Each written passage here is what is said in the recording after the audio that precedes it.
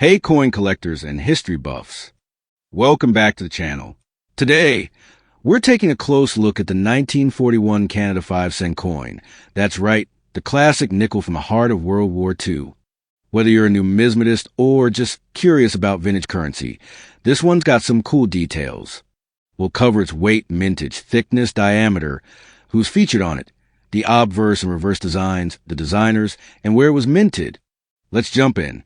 First things first, the specs. This coin weighs in at 4.54 grams, has a diameter of 21.21 millimeters, and a thickness of 1.7 millimeters. It's made of pure nickel, which gives it that signature magnetic property and durability, perfect for everyday use back in the day. As for mintage, a total of 8,681,785 pieces were produced.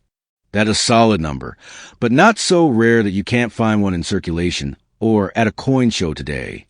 Now, where was this beauty minted? Right at the Royal Canadian Mint in Ottawa, Canada. No mint mark on this one, as was standard for the era. Let's talk design. On the obverse, that's the front side, you'll see the portrait of King George VI facing left. George VI was the reigning monarch of Canada and the British Commonwealth during this time, from 1936 to 1952. The inscription around him reads Georgiv 6D, G, Rexi Tind, MP, which translates to George VI by the grace of God, King and Emperor of India. This design was crafted by the talented engraver T.H. Paget.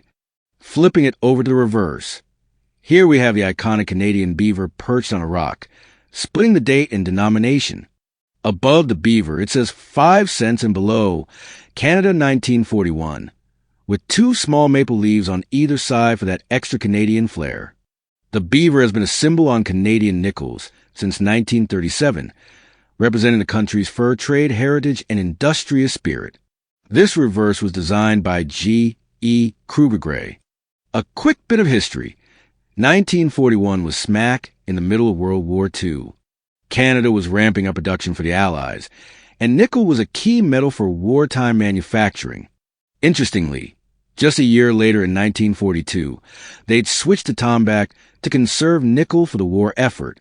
So this 1941 version is one of the last pure nickel ones before the change. If you're hunting for one, circulated examples are affordable, but high-grade mint states can fetch a premium. Always check for varieties, like any die errors, though this year doesn't have major ones. And that's the 1941 Canadian nickel in a nutshell. If you enjoyed this deep dive, hit that like button, subscribe for more coin stories, and drop a comment. Do you have a 1941 nickel in your collection? Thanks for watching, and I'll see you in the next video. Keep collecting.